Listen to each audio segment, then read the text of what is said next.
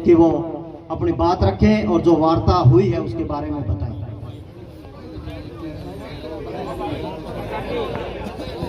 अनूपगढ़ विधायक शिमला नायक जी,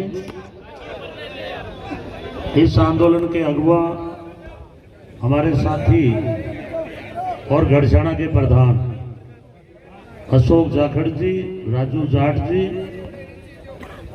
हमारे भाई चौपत जी कॉमरेड चले गए थे, बाबल साहब, मैं सबसे पहले इस पीड़ित परिवार के प्रति संवेदना प्रकट करता हूं। घड़ी बहुत ही दुख की है हमारी, और मैंने पहला डॉक्टर देखा है जो तुरंत घटना होने के बाद एक बेहुदा वीडियो जारी करता है। अन्यथा आदमी एक्सीडेंट भी हो जाता है तो वो 2 दिन सोचता है उस परिवार के बारे में, लेकिन मैंने पहला ऐसा डॉक्टर देखा है कि तुरंत उसने वीडियो जारी कर और अपना पल्ला झाड़ लिया। साथियों, आपने भी 4-5 रोज 7 रोज पहले एक जोधपुर का वीडियो देखा होगा। एक हॉस्पिटल है जिसके अंदर बिश्नोई समाज का व्यक्ति खत्म हो जाता है और वो लाश नहीं दे रहा है, प्राइवेट हॉस्पिटल। तो उनका राष्ट्रीय अध्यक्ष वहां पहुंचता है, उसके साथ भी मारपीट होती है। वो कहते हैं पहले ₹1,00,000 दो, उसके बाद लाश ले जाओ। तो बिश्नोई समाज के लोग 2-3 लोग पहुंचते हैं, रात को झगड़ा होता है, मारपीट होती है, उनके भी लगती है, और लास्ट में वो एक वीडियो जारी करके और समाज को बुलाते हैं, लोगों को बुलाते हैं। वही डॉक्टर जो ₹1,00,000 के पीछे बॉडी नहीं दे रहा था और लड़कों ने चढ़ाया वीडियो कि हम तेरी हॉस्पिटल की एक-एक ईंट उखाड़ के फेंक देंगे, वही डॉक्टर ने आके पैर पकड़े पब्लिक में, 20 लाख रुपए दिए उस मृतक परिवार को। समाज ने दिए वो अलग बात है। ये मैं उदाहरण आपको इसलिए दे रहा हूं कि अभी जो वर्तमान सरकार चल रही है इसमें अधिकतर लोग ऐसे हैं कि उनकी आस और औलाद ही नहीं है। आप उनसे क्या उम्मीद करते हैं? मैंने इस डॉक्टर के भी वीडियो देखे। आज आपको पता है अमेरिका आपके आरएसएस के ऊपर बैन लगा रहा है। आरएसएस 1948 में महात्मा गांधी को गोली मारने वाला संगठन, और उसके बाद में सरदार वल्लभ भाई पटेल ने रोक लगा दी थी। ये एक अंग्रेजों की देन है कि आरएसएस पैदा हुआ 1925 में। उस वक्त हमारा देश गुलाम था। और मैंने इस डॉक्टर के वीडियो देखे, पढ़ लिख करके संविधान के तहत एक डिग्री लेकर, और तू आरएसएस के गुणगान कर रहा है। और आजादी के टाइम में भारत की क्या हालत थी, आज हमारा भारत यहां तक कैसे पहुंचा, आज ये नहरें कहां से आई, उसका इसको कोई मतलब नहीं है। इनको मतलब डिग्री के आधार पे लूटने का फार्मूला सीखा है। अरे तुम्हें शर्म नहीं आती? जब आपके पास में गाइनोलॉजिस्ट की डिग्री नहीं है, उस महिला को कैसे आपने रखा, कैसे आपने भर्ती किया? अभी मुझे लगा वार्ता के अंदर एडीएम साहब ने कहा कि आज के बाद ये डिलीवरी नहीं कराएगा। मैं पूछना चाहता हूं प्रशासन से कि जो हमारी महिला की हत्या हो गई, ये क्या हमें इसकी पूर्ति कर देगा? ये रोक उनको बहुत पहले लगानी चाहिए थी। गाइनोलॉजिस्ट के बना आप डिलीवरी का केस भर्ती नहीं कर सकते। 10 बजे भर्ती किया आपने, आपको उसी टाइम पीछे उप स्वास्थ्य केंद्र ने कह दिया था इस महिला को रेफर करो, सीजेरियन ऑपरेशन होगा, क्यों नहीं करवाया आपने? आपके पास में डॉक्टर नहीं था, आपने डॉक्टर किराए पे बुलाते हो, पेशेंट से लूटते हो ₹1,00,000, डॉक्टर को देते हो ₹2,000, वो टाइम पे आया नहीं और उसी दौरान महिला की मौत हो गई। और हम लोग सारे भगवान माने बैठे हैं इनको। इसलिए मैं आपसे आग्रह कर रहा हूं कि गढ़शाणा आंदोलनों की धरती रही है। मुझे याद है मैं उस टाइम भी विधायक था, लेकिन आपने शहीद दिए हैं, लड़ना सीखा है, आपकी वाणी में करंट है। अगर ऐसे नकली लोग अगर आपकी इज्जत पे हाथ डाले या आपको ललकारे, तो मैं कह रहा हूं अगर कई बार कानून भी हाथ में लेना पड़े तो पड़े, लेकिन ऐसे लोगों को सबक सिखाना पड़ेगा। इनकी दोबारा हिम्मत नहीं होनी चाहिए। मैं प्रशासन को चेतावनी दे रहा हूं कि आपके बीच में आप लोग ऐसे लुटेरों के बीच में आके खड़े हो जाते हो तो हमें दर्द होता है, क्योंकि हम संविधान के रखवाले हैं, हम संविधान से चलने वाले लोग हैं। लेकिन ये किसान का बेटा अगर हॉस्पिटल में घुस जाता तो एक एक ईंट उखाड़ के फेंक देता और ये डॉक्टर इनके पैरों में पड़ा हुआ मिलता। इसलिए मैं प्रशासन से आग्रह कर रहा हूं कि आप चाहे जयपुर में जाओ चाहे दिल्ली में जाओ, मैं ज्यादा राजनीति में नहीं बोलना चाहता क्योंकि अभी दुख की घड़ी है, लेकिन ये सरकार भगवान के भरोसे चल रही है। आप देख लीजिए 2014 के बाद मोदी जी आए, 2.5 साल हो गए हमारे भजनलाल जी को, काम कहां? नरेगा आपकी ठप, जो भी काम कर रहे थे आपकी पंचायतों के सरपंचों से पूछो, सारे के सारे काम बंद पड़े हैं। लेकिन मैं आपसे आग्रह कर रहा हूं, आपको पता है इनके प्रधानमंत्री की क्या हालत है? आपने अभी एक सुर्खियों में फाइल चल रही है, देखा है किसी ने? क्या आ रहा है? एप्स्टीन, अमेरिका में एक न्यूयॉर्क टापू था, वहां बालिकाओं के साथ में देह शोषण होता था। एक एप्स्टीन नाम का व्यक्ति था, उसको कहा मोदी जी ने कि मुझे ट्रंप से मिलवा दो। वह काम क्या होता था? छोटी छोटी बच्चियों को परेशान किया जाता था, परेशान करने के बाद में उनका खून निकाला जाता था और इन बुड्ढों को नौजवान बनाने की दवाई बनाई जाती थी। वहां मोदी जी का नाम आ रहा है। तो आप बताओ, ये तो वो कहानी हो गई कि एक बच्चा गली में पेशाब कर रहा था तो उन्होंने कहा घर जाके उलाना दो, तो आगे गए तो उनके पिताजी तो डागले पर पेशाब कर रहे हैं।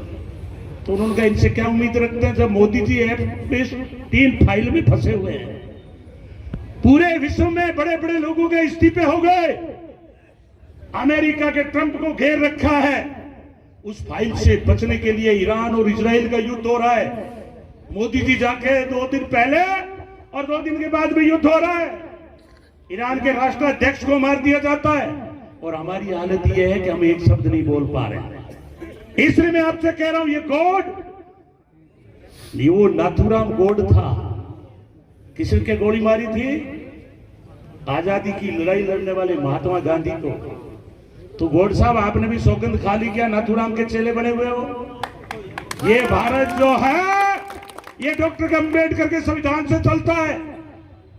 आज जो देश के अंदर विकास दिख रहा है, ये मंडियां है, ये पानी का कमाल है। इसलिए मैं आपसे आग्रह कर रहा हूं कि 36 कौम के लोग हो, अलग अलग गांव से आए हुए हो, आप लोग अगर अन्याय के विरुद्ध में जिस तरह से आपने पहले लड़ाई लड़ी थी, अगर ऐसे आपके नौजवानों को तैयार नहीं किया तो ये गॉड जैसे दरिंदे पता नहीं कितने लोग हमें लूट लूट के चले जाएंगे। इसको शर्म नहीं आती? आज हमारी बेटी खत्म हो गई, तुम उन घर पे जाकर के सांत्वना नहीं दे सके, उनके परिवार से मिलकर के आंसू नहीं बहा सके। और आज ठीक का शिमला जी में मांग करता हूं राजस्थान सरकार भजनलाल से, वैसे तो भजन जी है, वो भजन गा रहे हैं, पहली बार के एमएलए, उनको नॉलेज और नहीं है, पढ़े लिखे ही नहीं है। बोलना तो होता है, सत श्री अकाल बोलते हैं, सत सत अकाल। अब उनकी कितनी कहानियां सुनाओ। अपन तो कहते हैं भी कीचड़ में पत्थर मारो मत मारो, वो कहते हैं कि कीचड़ को पत्थर में मारो। ये विधानसभा में बोले हुए कह रहा हूं, लेकिन उनकी कहानी लंबी हो जाएगी। मैं आपसे एक ही बात कह रहा हूं, आप लोगों को सावधान होकर आगे बढ़ना पड़ेगा। देश बहुत खतरनाक लोगों के हाथ में है। आरएसएस का एक ही काम है कि हिंदू मुसलमान को लड़ाओ, सिख को गैर सिख से लड़ाओ, जाट को गैर जाट से लड़ाओ, किसान से बनिए से लड़ाओ। इनके अलावा इनके पास में कोई सूत्र नहीं है। और ये जो गॉड है, जिस तरह से मोदी और उनमें मानवता नहीं है, मैं साफ मेरा आरोप है कि उनकी जमात के व्यक्ति में, इनमें कोई आत्मा नाम की चीज नहीं है। ये बेशरम लोग हैं। अगर इनमें शर्म बची होती तो आज हजारों लोग बैठे हैं। आज यहाँ पगड़ी लाग के बैठ जाता आपके बीच में कि मैं आपका भाई हूं। इसको पनपाने वाले आप हो, इनकी बड़ी बड़ी बिल्डिंगें बनाने वाले आप हो। आपको बुखार होता है तो भी 20 तरह की जांच करेंगे, साइड के अंदर वो लगा देंगे डायग्नोसिस। जो लैब होती है उसमें 70% डॉक्टर लेता है। ये प्राइवेट लूट है। आप ये मत समझना इनमें इलाज होता है। आपको छोटा सा भी इलाज करना पड़ेगा तो हजारों रुपए पहले जमा करेंगे और मरे हुए लोगों को 10-10 घंटे रोक के रखते हैं। ये सबूत ये आपके सामने है। या 2 बजे 3 बजे डेथ हो गई, इसको पता था बेईमान को, फिर भी लिए बैठा रहा। फिर जैसे तैसे करके गाड़ी में रवाना कर दिया। वो गाड़ी धीरे चल रही थी तो फिर जाल वाले के पास गाड़ी बदलने का काम हुआ, रेफर कार्ड बनवाया। तो मैं आपके जो आज आपने सर गिनाए हैं, आपकी ताकत के बलबूते पर पहला काम तो ये हुआ है कि वो एफआईआर दर्ज होने लग गई और अभी आधी घंटा में एफआईआर आ जाएगी।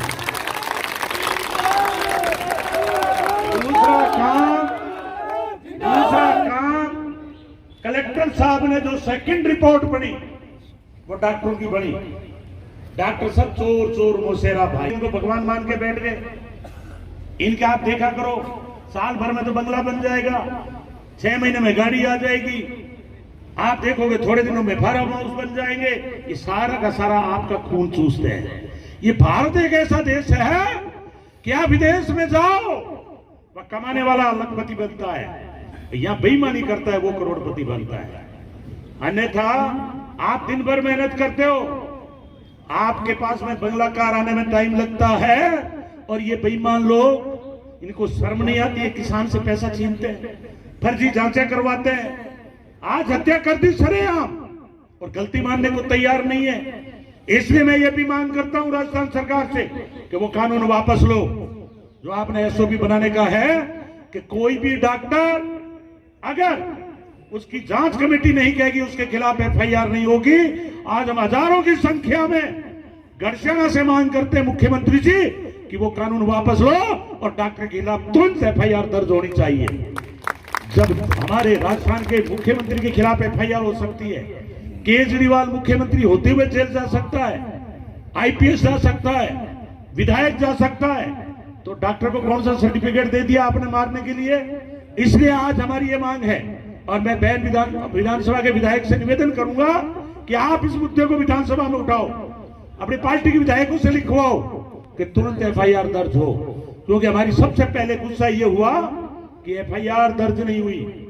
अब इसमें क्या अड़चन आ रही है कि कलेक्टर साहब ने लिख दिया है प्रदेश को, और मैं मान के लिखता हूं, चलता हूं, उनके हाथ भाव से बात से लग रहा है कि डॉक्टरों को दोषी माना है। तो हमने प्रशासन से मांग की है कि जो 2 कमेटी बनकर झूठी रिपोर्ट तैयार की है, उनको भी 120 का मुलजिम बनाओ। अगर आप सहमत हो तो सब हाथ खड़े करके समर्थन करो इसके अंदर। मुलजिम बनने चाहिए ये डॉक्टर सब, ठीक है। दूसरा के प्रशासन की हमारे सामने शर्त आई, 1 लाख रुपए का प्रस्ताव भेज रहे हैं प्रदेश को। मैंने कहा एडीएम साहब, मैं भी सरकार में कैबिनेट मंत्री रहा हूं, विधायक जी बैठे हैं, 1 लाख रुपए क्या 10 लाख तो हम ही कर देंगे थोड़े थोड़े करके। तो हमने मांग की है कि मुख्यमंत्री जी कलेक्टर प्रस्ताव भेजेगी कि कम से कम 25 लाख रुपए की हमने मांग की है, 25 लाख रुपए की। आप सहमत हो? सब हाथ खड़े करके इसमें भी आप सहमति दे दो। वो प्रस्ताव हमने लेटर लिखवा लिया, दिया जाएगा। अब ये पालानार में दे रहे हैं 2,500 हजार रुपए, कंटेक्ट में सुभाष जी को नौकरी दे रहे हैं। अब बात यह है कि एफआईआर दर्ज होकर के शायद आधी घंटा में कॉपी आपके पास आ जाएगी। आ गई, अभी आ रही है। सीआई साहब ले गए, सीओ साहब भी साथ में थे, कमिटमेंट हुआ है, और अभी आधी घंटा में एफआईआर आ जाएगी।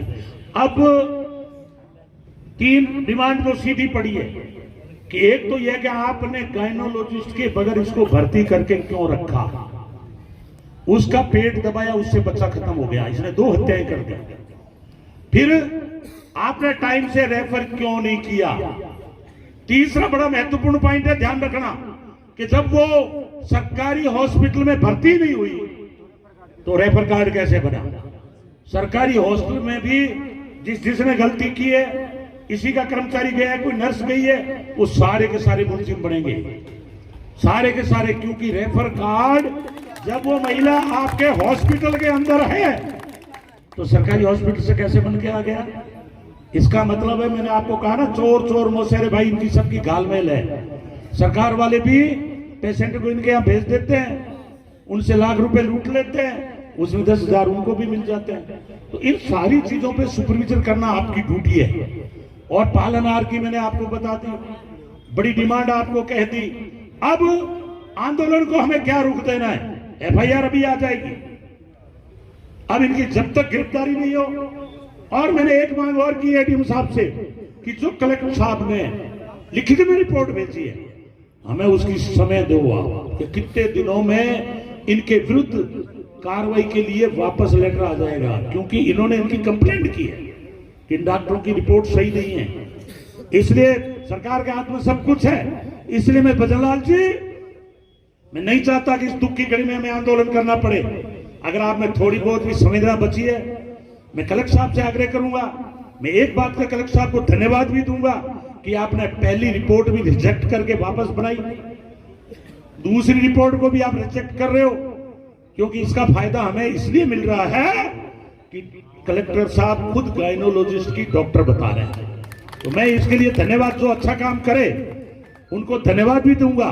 लेकिन कलेक्टर साहब, जब तक ये दरिंदे जेल में नहीं जाएंगे, हमारे बेटी का राइट्स हमें नहीं मिलेगा। हम ईंट से ईंट बचा देंगे, हम चुप होकर के बैठने वाले लोगों में से नहीं। इसलिए आपकी जो समिति बनी हुई है, आगे की रणनीति तय करे कि आज हमें आंदोलन स्थगित करना, FIR आपकी होगी, या वापस कब इकट्ठा होना इनके विरुद्ध में, क्योंकि ये RSS का आदमी है। RSS एक ऐसा संगठन है जो भारत के लिए कलंक है। इस भारत के अंदर वो मनु व्यवस्था को लागू करना चाहता है, ऊंच नीच की भावना पैदा करना चाहता है, लोगों को जाति के नाम पे लड़ाना चाहता है। RSS कहता है महिला को शिक्षा मत दो, कोई दलित की शिक्षा ग्रहण करता है तो उसके कान में शीशा भर दो, दलित को कोई मारता है तो उसको इनाम दो। वही 200 साल पुरानी व्यवस्था है, ये RSS देश में लागू करना चाहता है। इसलिए मैं आपसे निवेदन करना चाहता हूं, हाँ वो मांग में है, हमारा लिखित में पढ़ के सुना देंगे आपको। वो कापी है क्या आपके पास? कलेक्टर ने अभी दी ना ADM साहब ने, भाई बच्चियों को KGB के अंदर निःशुल्क पढ़ाएंगे बच्चों को। ये मैं आपको एक साथ ये 1 लाख रुपए वाली हमने 25 लाख की मांग कर ली है। और इनको कॉन्ट्रैक्ट के ऊपर अस्थायी रूप से सेवा दे देंगे सुभाष जी को। अनाथ बच्चों के लिए पालनहार योजना में 2,500 रुपए प्रति बच्चा प्रति माह मिलेगा। लड़के को राज्य अंबेडकर छात्रावास में आवश्यक निःशुल्क प्रवेश मिलेगा। लड़कियों के लिए जो कस्तूरबा हॉस्टल है उसमें इनको रहने के लिए फ्री मिलेगा। शादी के लिए कन्यादान योजना के अंदर 41,000 रुपए बालिका विवाह में देय होगा। 6 से 12 तक छात्राओं का कस्तूरबा बाई आवासीय विद्यालय में प्रवेश निःशुल्क दिया जाएगा। विशेष श्रेणी में दोनों बच्चों को मानते हुए पालन हार का लाभ दिलवाने के लिए राज्य स्तर को पत्र भेजा जाएगा। इनके बच्चे किसी भी श्रेणी में नहीं आते, अभी ये किसी श्रेणी में नहीं आ रहे हैं, पर पालनहार योजना में भेजा जाएगा। ये मैंने एक साथ आपको बता दी। लेकिन बड़ी मांग है कि ये जो गोड, जो नाथुराम गोड बन गया है ना, इसका इलाज करना है कि नहीं करना है? तो इसके लिए आपको कमर कसनी पड़ेगी ताकि हमारी मां बेटी की दोबारा किसी तरह की हत्या ना हो।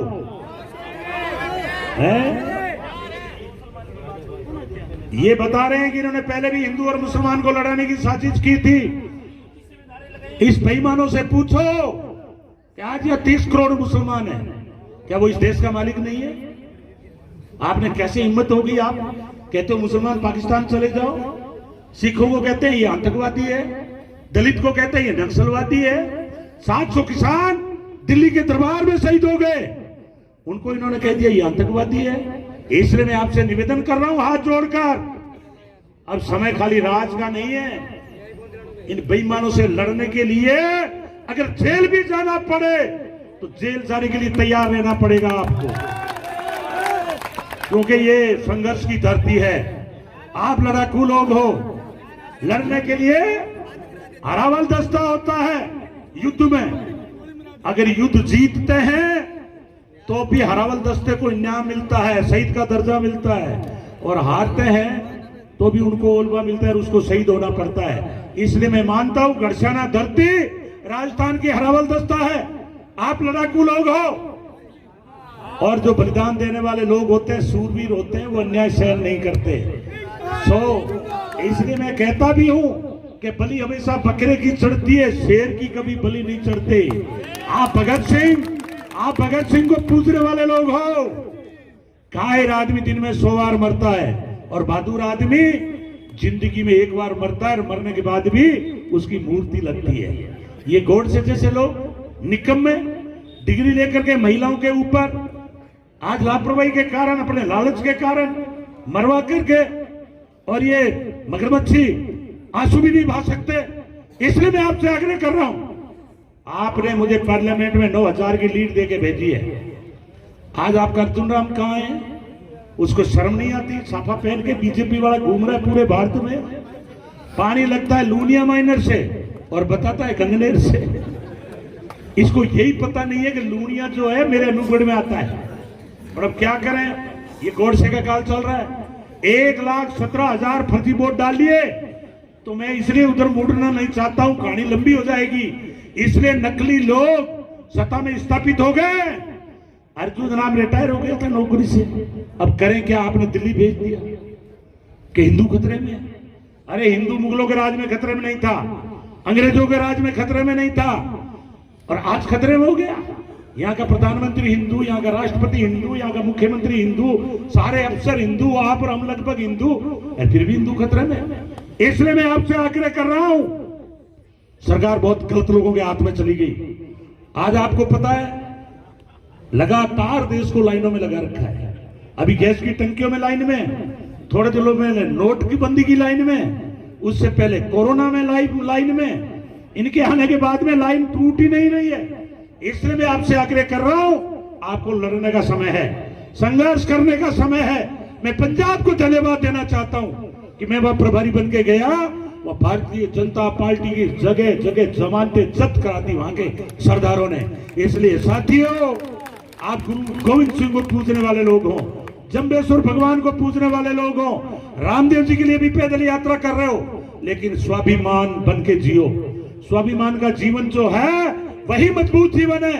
जगह जगह नाक रगड़ने में कोई फायदा नहीं है। हमें ये अंधविश्वास में धकेल रहे हैं, 100 साल पीछे ले जा रहे हैं और डर रहे हैं ट्रंप से। ट्रंप के पास एपिस्टीन की फाइल पड़ी है। मोदी की हिम्मत नहीं है बोल जाए। ईरान जो हमारा मित्र था, जहां से तेल आ रहा था समुद्री मार्ग से, होर्मुज से, आज वहां से तेल और गैस बंद होने के कारण आपके पूछ लेना, गैस की टंकी मेरे साथ में मुमताज भाई आया, उसके पास गैस एजेंसी है, वो कह रहा मैं 2 ही दिन बांट पाऊंगा, गैस नहीं मिल रहा है। अब वो वापस जो है, अभी बड़ा कॉमेडी आ रही है, कई तो गंदे नाले के पास में पाइप लगा के छेद करके और टंकियां लिए बैठे हैं। और कुछ लोगों ने कहा भी ट्रंप ने कह दिया कि कुछ दिन और रूस से तेल ले लो, और ये भी कह दिया कि चूल्हे वापस जला लो। ट्रंप ने आदेश दे दिया और मोदी ने हाँ भर दी।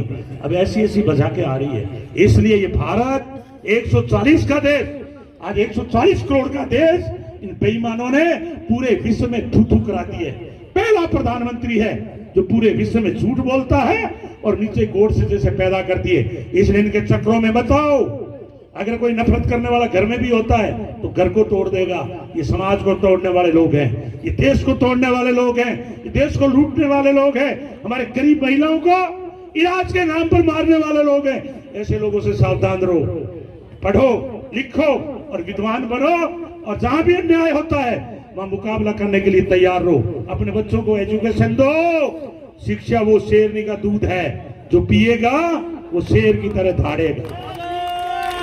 इसलिए ठीक का इन्होंने जय भीम का नारा दिया, और डॉक्टर अम्बेडकर ने जो संविधान बनाया है वो हमें लड़ने की ताकत देता है, हमें जिंदा रहने की ताकत देता है, इन दरिंदों के खिलाफ लड़ने के लिए हमें ताकत प्रदान करता है। इसलिए आप कमेटी तय कर लो कि हमें आगे क्या करना है। हम आपके साथ हैं। जहां आपका पसीना बहेगा हम भी पसीना बहाने के लिए तैयार रहेंगे। अगर खून भी देना पड़ेगा, जेल भी जाना पड़ेगा, जाएंगे, लेकिन इनको झुका के मैंने मानेंगे। चुप बैठने वाले लोग नहीं है, हम आपके साथ में हैं। जब तक लड़ाई चलेगी हम लोग कंटिन्यू साथ रहेंगे। जब भी आपकी कमेटी बुलाएगी हम आपके साथ आकर आपको कहीं भी झुकने नहीं देंगे। जहां आदमियों की जरूरत पड़ेगी, जहां भीड़ की जरूरत पड़ेगी, तो मेरा विधानसभा भी पास में है, बीकानेर नहीं, संभाग भर से लोग आएंगे, लेकिन आपको कमजोर नहीं पड़ने देंगे। जय भीम।